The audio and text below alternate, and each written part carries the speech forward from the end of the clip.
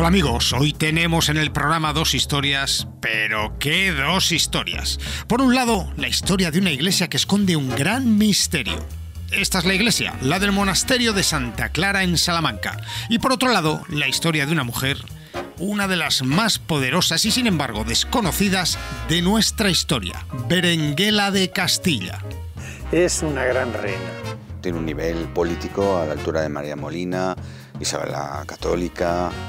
Y un descubrimiento inaudito con el que se han topado dos investigadores curiosos. Pero ahora ha surgido de nuevo y por casualidad otro descubrimiento. Una bóveda oculta en una iglesia del siglo XIII. Y me parece un hallazgo chapó, ¿eh? O sea, es para quitarse el sombrero. Y es que hoy tenemos por delante un programa de armas tomar. ¿Qué es lo que pasó aquí?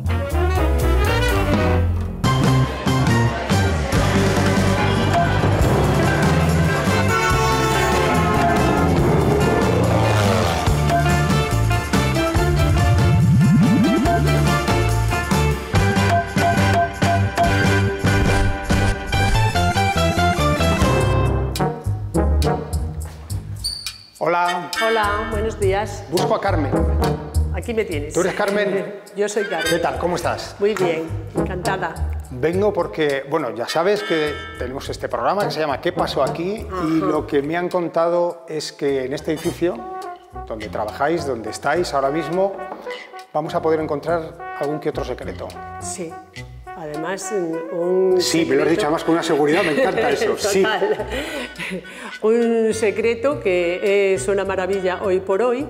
Y si ahora mismo los estudios que se están realizando se llevan a efecto y acaban confirmándolo, su valor se multiplicaría por 1000. ¿Dónde estamos? Vamos a ponernos Ahora en mismo situación. estamos en el convento de Santa Clara, el Real Monasterio de Santa Clara. Lo gestiona las edades de Salamanca. Lo está gestionando las edades del hombre desde diciembre de 2019.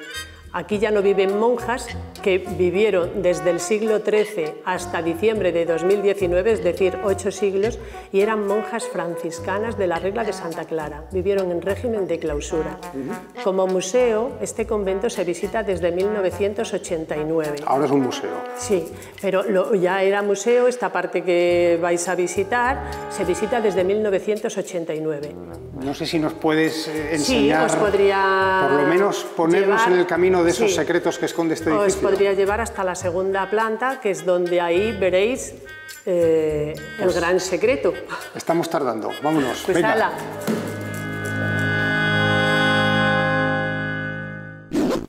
Muchas de las cosas que nos encontramos a lo largo de estos últimos años son objetos o decoraciones que estaban tapadas, que estaban ocultas. Bueno, tenemos la suerte que a veces detrás de esos retablos o de otros artesonados o de otros estucados pues aparecen joyitas, ¿no? Esto era un convento de monjas. De monjas de clausura, Real Monasterio de Santa Clara, y data del siglo XIII. En el siglo XVIII hubo una gran remodelación, aparte de otras circunstancias anteriores, ¿no?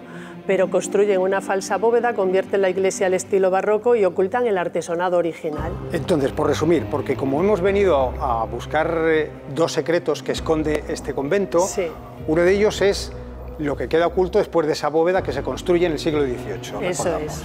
Y se viene a descubrir en el año 1973. Una bóveda oculta en una iglesia del siglo XIII es verdaderamente interesante. Por casualidad. Resulta por casualidad, que, ¿cómo sí, siempre están las casualidades en estas cosas, siempre? Surgen problemas en el tejado y estos son de tal envergadura que para resolverlos tienen que acceder al espacio entre bóvedas. Se sabe que ese espacio existe, pero lo que se desconoce es lo que luego se descubre. Lo que había allí dentro, ¿no? Eso es. Parece ser que los trabajadores dejan un espacio abierto porque eso estaba cerrado y las monjas oyen que ahí hay palomas. Han anidado y entonces algunas intrépidas a través de ese espacio acceden y tropiezan con una tabla. O sea, se meten las monjitas, oyen ruidos, dicen... Sí, parece ser que eso lo hacen en diferentes ocasiones. Estos albañiles... palomas. ¿Esto en qué año es? Que es en muy 1973. Y hasta 1973, que las monjas no empiezan a oír ruidos, no se meten por allí. En este caso son los problemas del tejado, ¿sí?, que tienen que resolver. Cuando los trabajadores dejan abierto ese espacio, ellas al oír las palomas, pues es algo interesante, acceden, capturan palomas y salen con una tabla que está pintada. Parece ser que en esos momentos el médico que las asistía se encontraba por el convento y contactan con él, y ahí es donde empieza a evolucionar todo. Y en esos años, gracias a esa monja intrépida que decide adentrarse en ese falso techo, se descubre nada más y nada menos que un valiosísimo artesonado de madera del siglo XIII. Que a su vez es valorado, se restaura entre 1986 y el 89.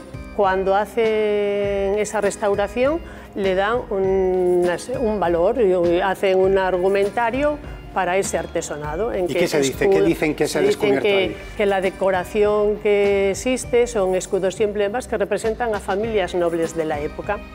Pero ahora ha surgido de nuevo y por casualidad otro descubrimiento y otro argumentario que se está dando. Y aquí tenemos a las personas que te pueden poner al corriente de toda esta novedad, que alcanzaría ya unos límites ya insospechados. Vamos, el valor se multiplicaría. Como me están esperando, si no te importa, yo voy a atenderlos. Ángel y a Charo. ¿De acuerdo? Perfecto. Muchas gracias, Carmen. A ti, hasta otro ratito. Pues no dejará de sorprenderme, como tantos otros secretos que han aparecido en estos, como digo, en estos últimos años, pero si viene relacionado con doña Berenguela, pues un secreto gratificante, porque estamos hablando del siglo XII. Bueno, a ver, que no me mate. Hola, ¿qué tal? Hola, ¿qué tal? ¿Cómo están? ¿Cómo estáis? Muy bien. ¿Qué tal? Bueno, Buenos días. necesito que me contéis, que nos contéis quiénes sois vosotros. Bueno, pues yo soy Miguel Ángel Martín Yo soy Charo García. y bueno, pues somos dos investigadores independientes, amigos muy aficionados a la ornitología y a la historia y esa es la principal razón por la que estamos aquí, yo creo, ¿no? Bueno, sois muy modestos, porque yo sabía quiénes sois, lógicamente, porque os hemos citado para el programa, pero sobre vuestras espaldas va a recaer uno de los objetivos del programa de hoy, que es conocer el segundo secreto que esconde este artesonado, y vosotros sois los culpables de que esto esté saliendo, lo que vamos a contar esté saliendo a la luz ahora. Y me han dicho por ahí que es un descubrimiento, o que puede ser un descubrimiento espectacular. Pero creemos que un descubrimiento también involuntario, no fue buscado por nosotros. Nosotros somos los primeros sorprendidos de que todo esto aparentemente pues cuadre tan perfectamente. De hecho, ninguno nos dedicamos profesionalmente a esto. Es afición, entramos aquí, bueno, pues nos gusta la historia. Yo escribí un libro sobre la historia de mi pueblo, Tamames, a raíz de eso nos conocimos y pues un día subimos aquí buscando escudos de nobles salmantinos hasta que en un momento pues la historia empezó a cambiar. Por empezar un poco por el principio, ¿dónde estamos? A ver, estamos en un sitio que es muy particular porque esto no se veía, no estaba abierto al público. No, porque efectivamente hasta el año 1973 esta techumbre mudéjar del siglo XIII, creemos, en la que nos encontramos ahora, estaba cobijada bajo esa otra bóveda, encima, mejor dicho, de esa bóveda del siglo XVIII de Churriguera, que respetó, gracias a Dios, esta otra techumbre. Estuvo cubierta hasta 1973, en que se descubre accidentalmente que hay un falso techo. A partir de ahí se abre, se instalan estas pasarelas que recibieron el Premio Europa Nostra a la conservación del patrimonio.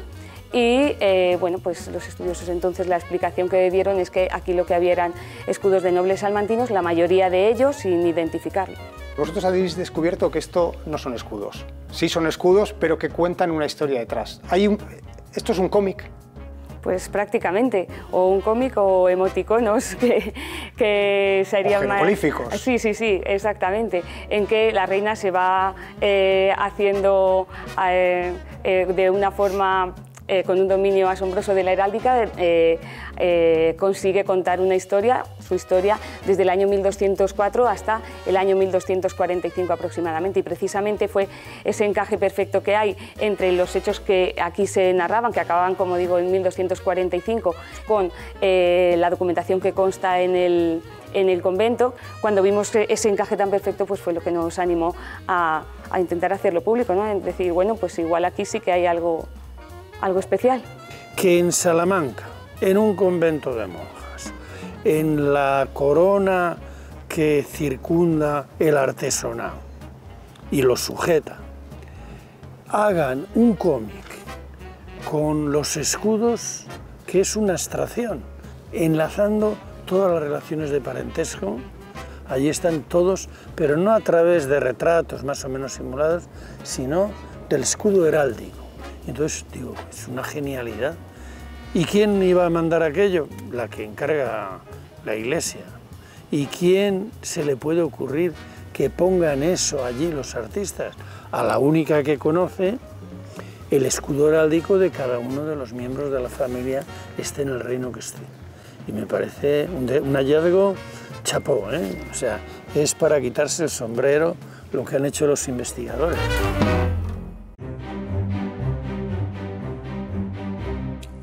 Pero vamos a ver que hasta el mismo Peridi se asombra. O sea, que tenemos en una iglesia de Castilla y León un artesonado de alrededor de 1245 que es una joya artística y que ha permanecido oculto y secreto hasta 1973 y que encima, además de su valor artístico, esconde a su vez otro misterio oculto en sus pinturas que componen una historia a modo de jeroglíficos detrás de la cual está la mano y el cerebro de una reina. Pero vamos a ver, ¿pero qué clase de locura es esta? Hay que conocer más datos ya.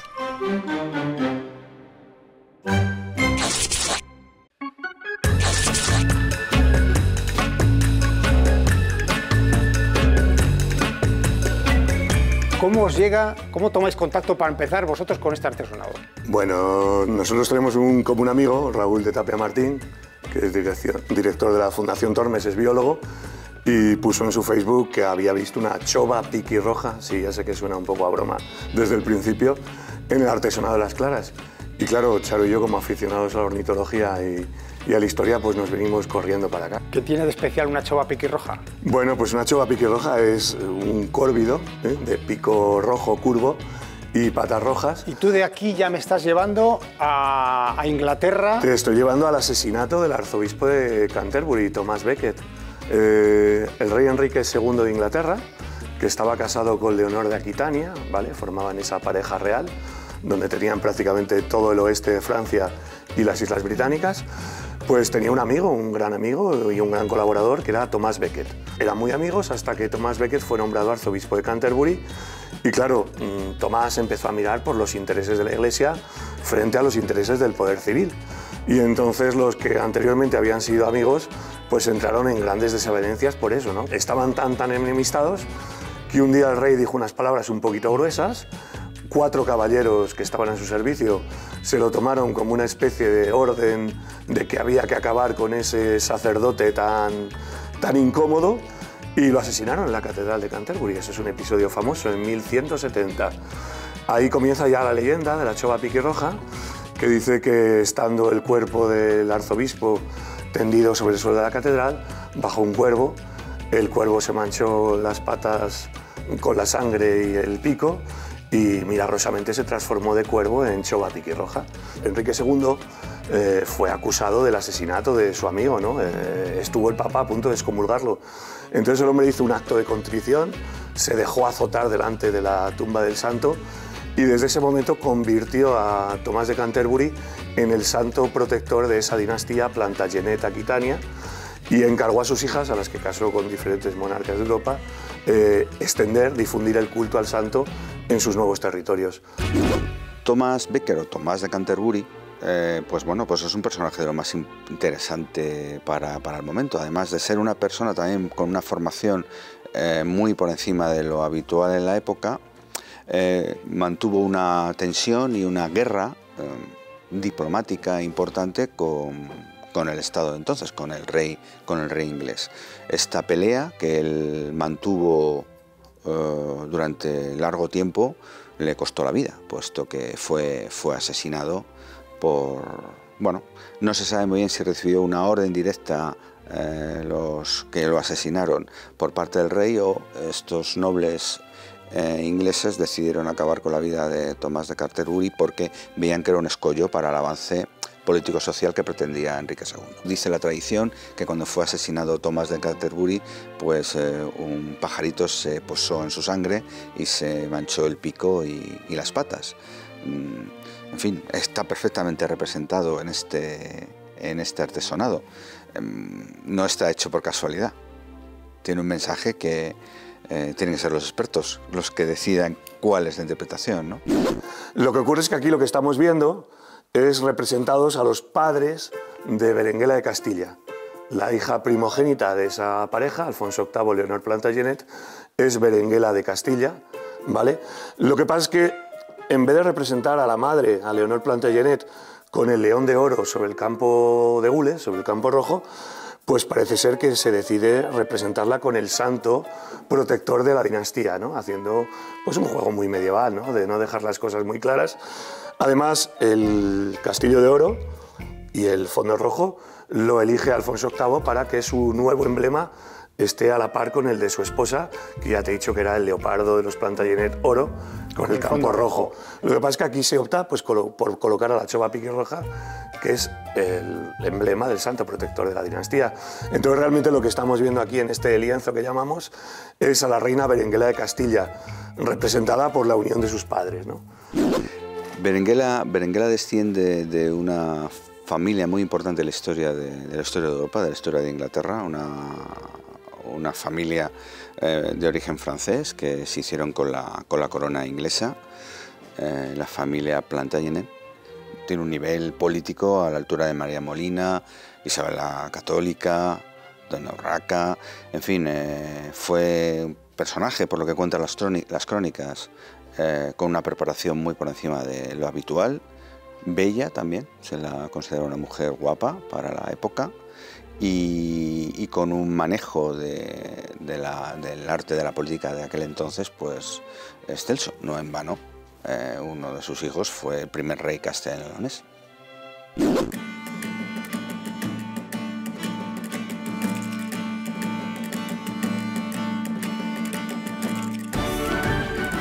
José María, cuando ves a la reina Berenguela, ¿qué te sugiere? ¿Qué te viene a la cabeza? La veo a menudo, ¿eh? Hombre, mi agradecimiento. Es una gran reina. Y cuando vengo a esparcirme por el Retiro, que no me pilla lejos de casa, la saludo siempre que vengo. Berenguela, ¿cómo llevas la mañana? Pero es una desconocida, o casi una desconocida. Hombre, Sí, no desconocida sí. Porque el nombre no es común, pero su historia sí. Es desconocida. Fue la primogénita de Alfonso VIII y de Leonor de Plantagenet. Ojo también Los la padres. madre, ¿eh? Y nieta de Leonor de Aquitania y de Enrique de Inglaterra. Ojo también la abuela y el abuelo.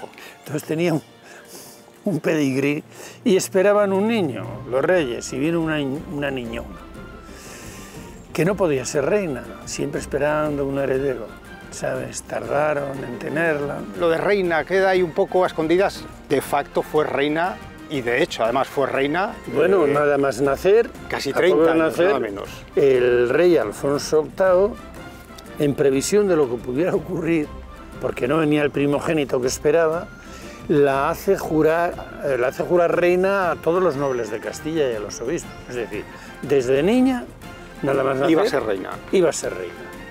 Desde el punto de vista más humano, más cercano, ¿quién era? ¿Cómo era Berenguela?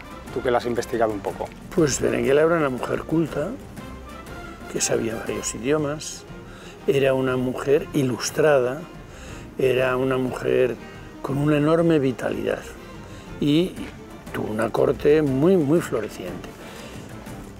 La reconquista se debe en gran parte a Berenguela. Pongámonos en situación.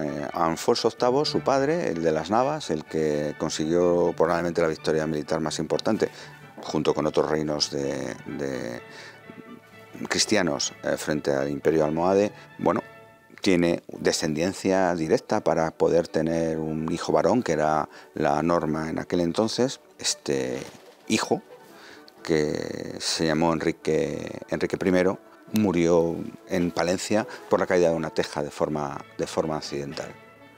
Este hecho hace que el reino, después de la muerte de su hermano, vaya a parar a manos de Berenguela de Castilla, que ella poco tiempo después se lo cede a su hijo, a Fernando III. ¿Qué motivaciones, qué razones podía tener Berenguela, la reina Berenguela, para decir, pues voy a utilizar el artesonado de un convento para escribir mi historia?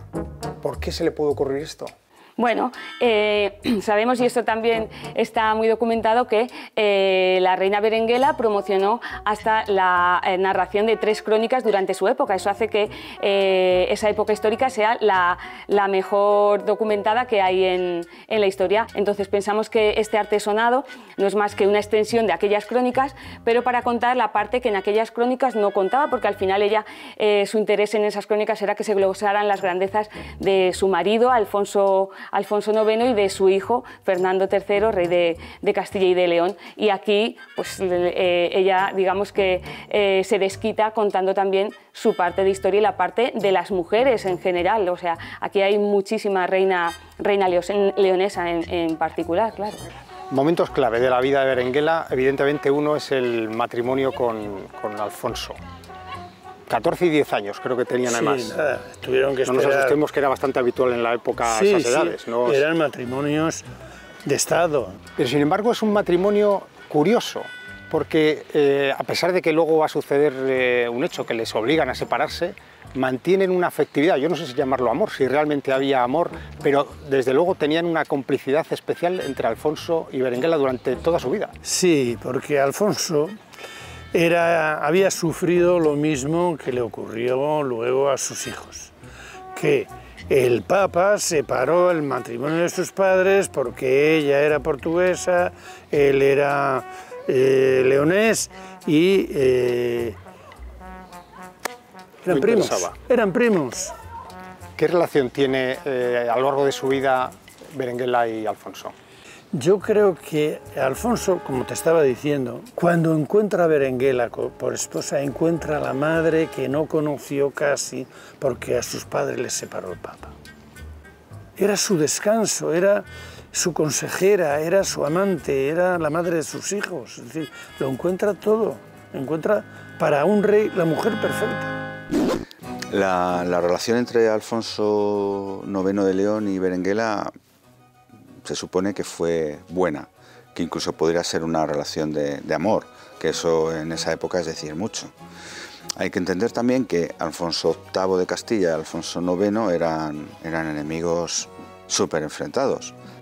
El matrimonio fue anulado por el Papa por la consanguinidad. Esto estamos acostumbrados a verlos en toda la historia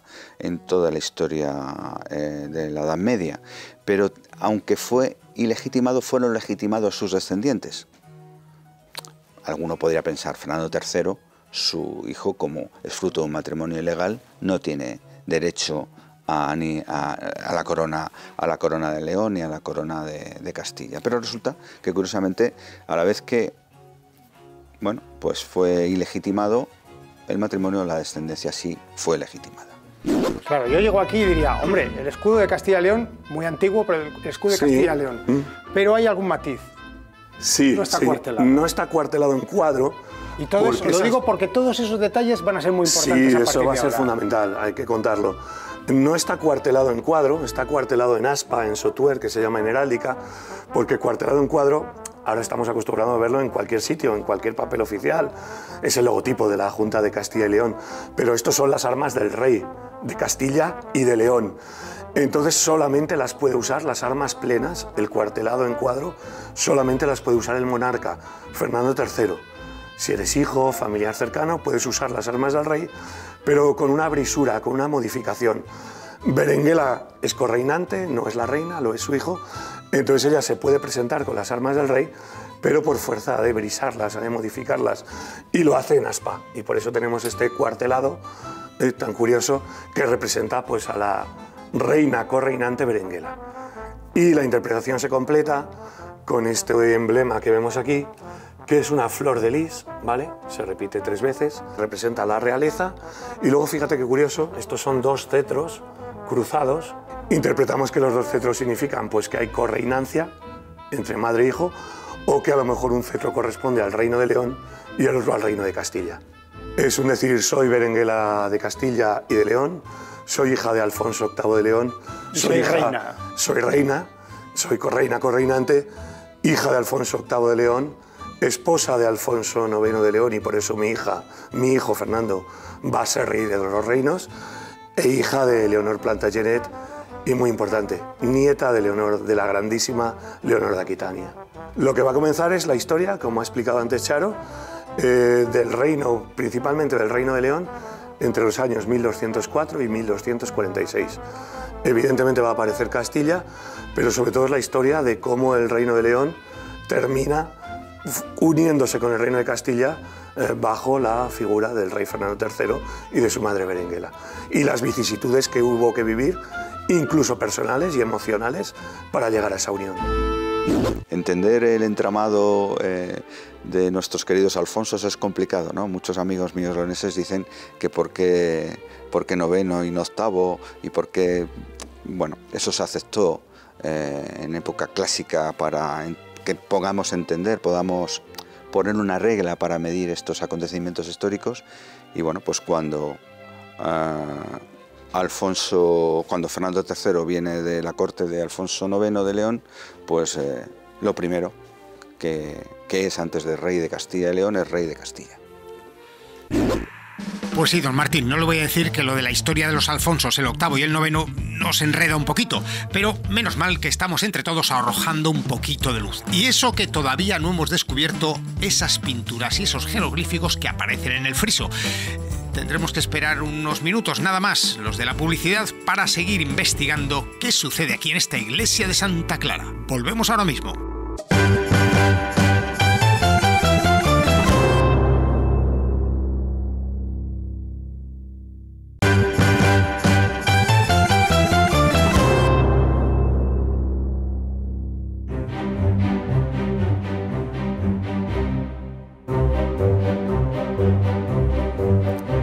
¡Ay, Berenguela, Berenguela!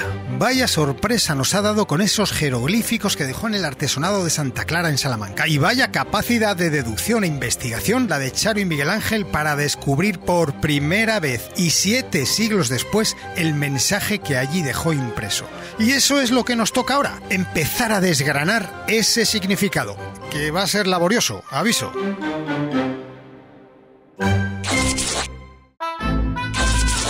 Este es el inicio de todo, según vosotros, sí, ¿no? Aparte, aquel es un poco el preámbulo. Sí, aquel es la presentación, la reina en el trono recibiendo a la gente que entra en Salamanca. Pero la historia empieza aquí, según vosotros. Sí. ¿Por qué?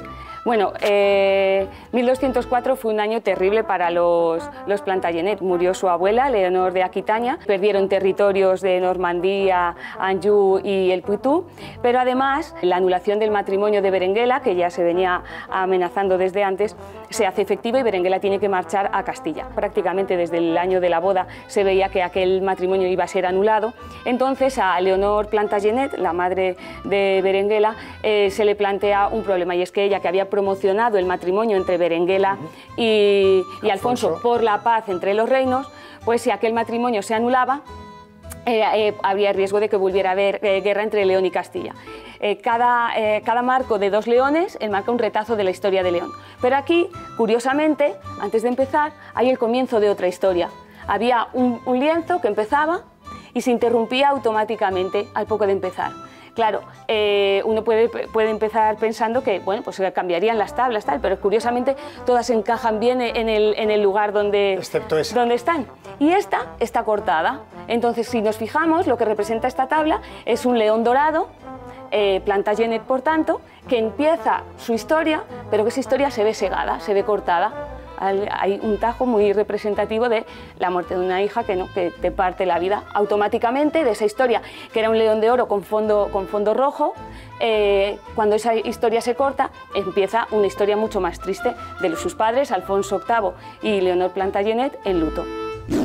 Berenguela tenía una astucia y una paciencia absoluta para conseguir sus objetivos.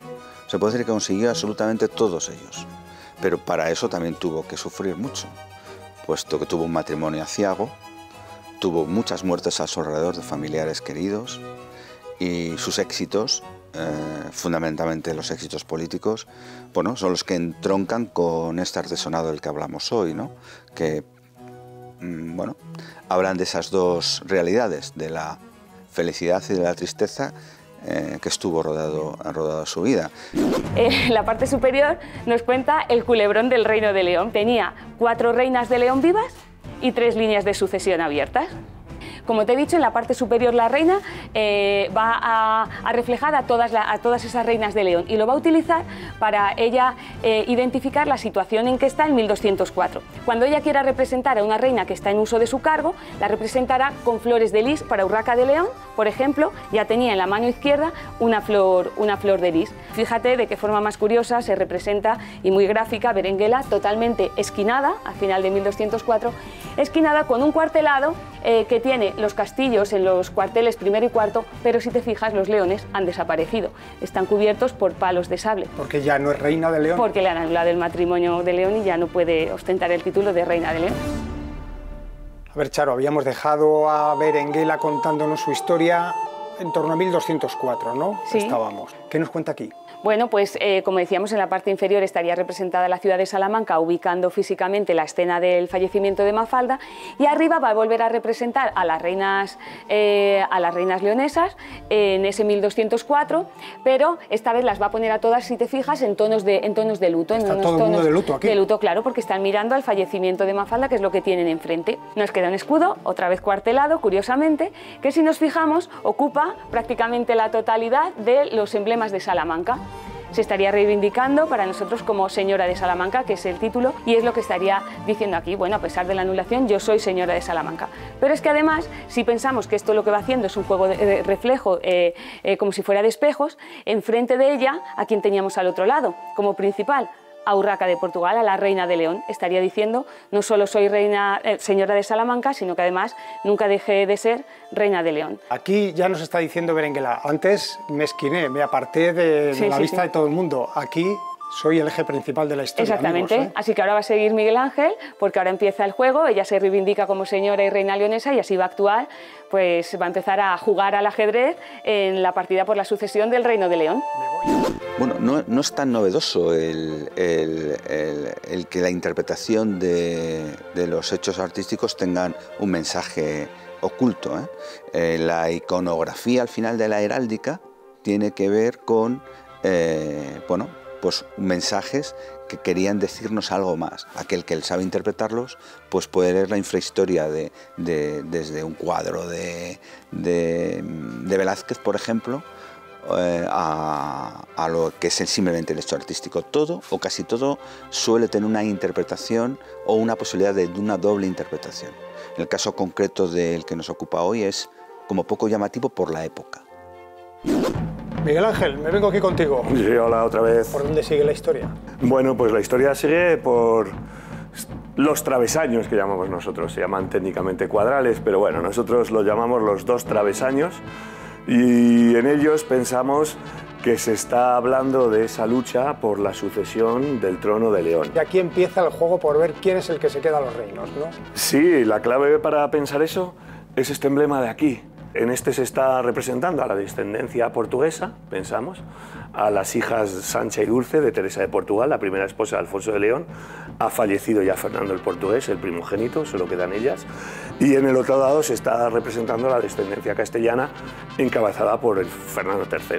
Pues además este emblema tiene una bordura, es una bordura jaquelada, es decir, son escaques de ajedrez, y pensamos que como emblema parlante nos está contando esa historia, que se está jugando una partida por el Reino de León, entre las pretendientas hijas de Teresa de Portugal y el pretendiente castellano.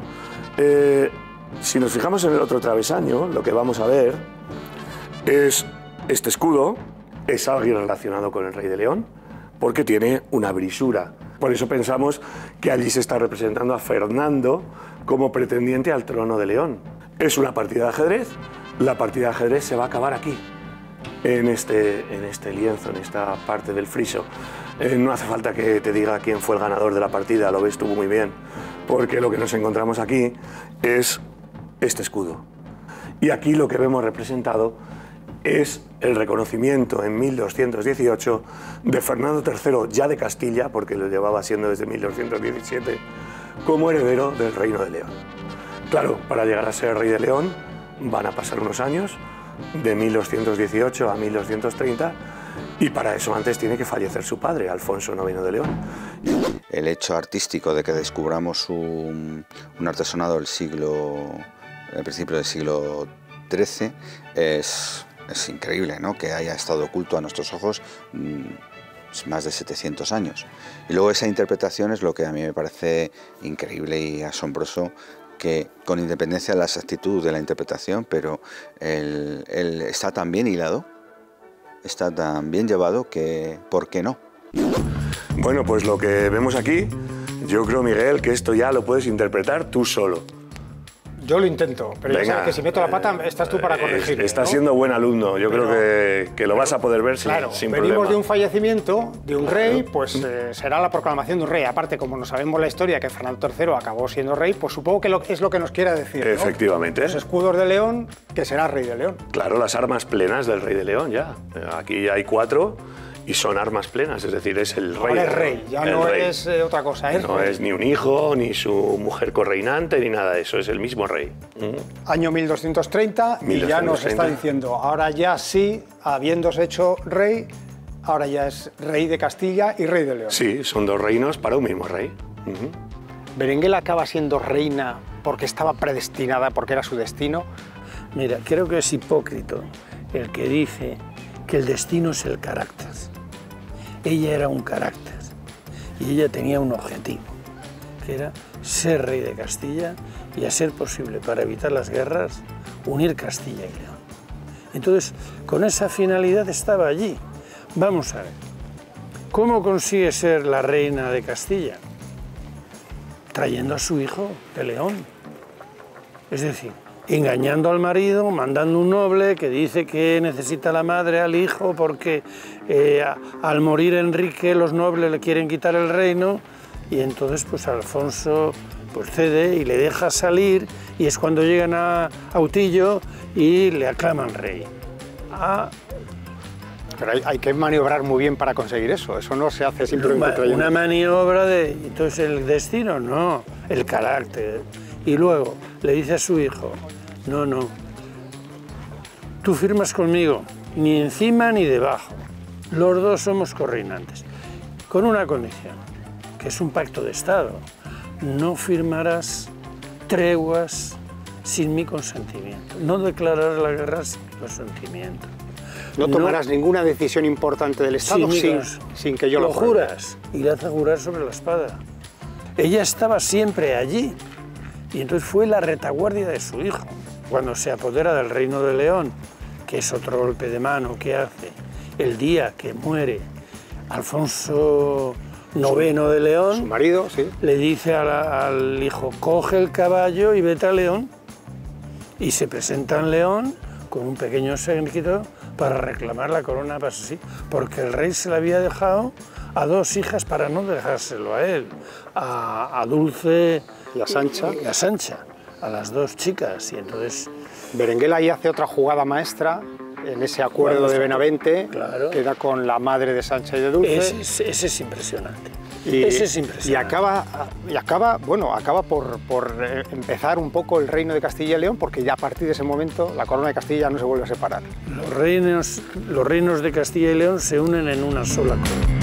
Vamos al matrimonio. Sí, vamos al primer matrimonio de Fernando III el Santo. Para su hijo le busca una esposa lejos y se la fue a buscar a Alemania, a Suabia, y trajo a Beatriz de Suabia. Y aquí la tenemos representada con su escudo. Este es el escudo de Beatriz de Suabia y aquí está Beatriz de Suabia. Beatriz de Suabia va a morir en 1235. Lo que ocurría cuando morías es que la figura de tu blasón se convertía en una banda que respetaba el color de la figura. Fuera la que fuera la figura. Fuera la que fuera la figura, se convertía en una banda y no queda otra que representar la fallecida, porque a continuación, en el siguiente lienzo, va a aparecer la segunda esposa de Fernando III, que es Juana de Ponthieu, una noble francesa. Creo que me vas a hablar ahora de la segunda esposa de Fernando III, que también la refleja. Si miramos enfrente, lo que tenemos va a ser a Juana de Ponthieu. Le va a dejar la flor de lis de realeza. Vemos cómo le va a respetar también el cuartelado en aspa o sotuer que se asigna a Berenguela en sus lienzos principales. Es a la única que le deja ese cuartelado, la única vez que aparece fuera de sus cuadros centrales, de sus lienzos centrales. Y luego, otra curiosidad es que hemos dicho que el cuartelado en cruz y en aspa alterado en muchos lugares, se lo dedica en exclusiva para sí misma, para Berenguela, pero a Juana de Pontiela hace también la concesión de dejarle representarse con un cuartelado en cruz. Lo que estamos viendo, lo que nos está contando es la importancia que ha tenido Berenguela en el desarrollo de esos casi 30 años de correinado que hace con su hijo. Fíjate, nos ha contado toda la vida de Berenguela en muy poquito. Sí. ¿Vamos al último episodio? Vámonos.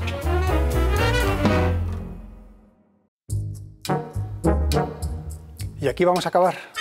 Pues aquí vamos a acabar por lo menos la parte de historia que nos cuenta en los laterales. En este lateral está el último, digamos, evento público que llegó a conocer la reina Berenguela, que es el compromiso entre Violante de Aragón y Alfonso, futuro Alfonso X el Sabio, el heredero entonces de la corona, que se suscribe pues hacia 1240, no se sabe muy bien. Aquí sí que hay una forma de escudo, no hay ninguna duda. Los palos de Aragón no estaban establecidos, estandarizados el número de palos todavía en esa época, pero están los escudos de Aragón. En la parte superior se ven allí los escudos oficiales de Castilla y León, el cuartelado en cruz. A este lado siempre los leones los va a dejar cubiertos de cruces en señal de duelo. En el lado siniestro el león siempre va a estar en duelo. Y una de las imágenes más curiosas es este león pequeñito. Este león pequeñito representaría la esperanza del Reino de León puesta en ese compromiso. Madre mía, es espectacular todo esto que nos habéis contado. Lo es, lo es. Desde luego.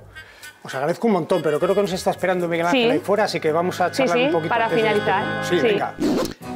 Para mí es difícil interpretar lo que le llevó a mandar construir este artesonado. Sobre todo este tipo de elementos solían estar relacionados donde finalmente iban a ser depositados sus despojos, sus restos, ¿no? Ella está enterrada en el monasterio de las Huelgas Reales junto a su marido. Sí que participó en la financiación de la construcción del monasterio, pero bueno, es un mensaje muy críptico y muy encriptado para la época, pero que está hecho con todo lujo de detalles.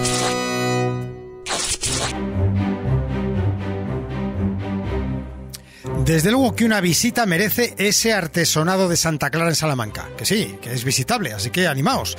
Y hablando de visitas, y ya que andábamos tras los pasos de Berenguela, quisimos acabar el viaje de este programa donde reposan sus restos, el monasterio de las Huelgas Reales en Burgos.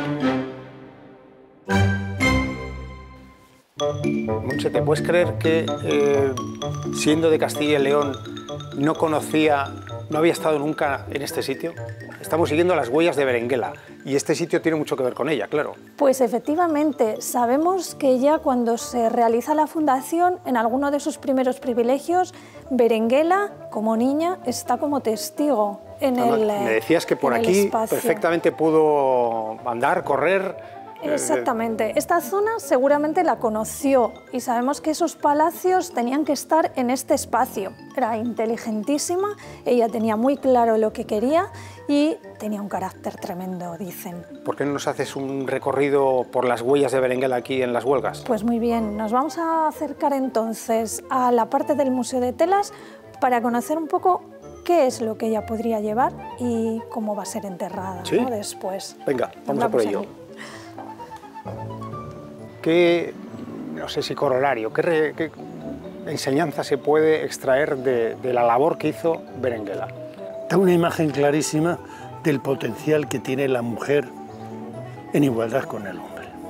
Pero hay una lección fundamental, que es el saber cuál es tu destino y el ir a buscarle a lo largo de toda la vida, con sacrificio. Peridis, 1.000.000 de gracias. No, nada, hombre, estamos para serviros, para eso somos de por allí.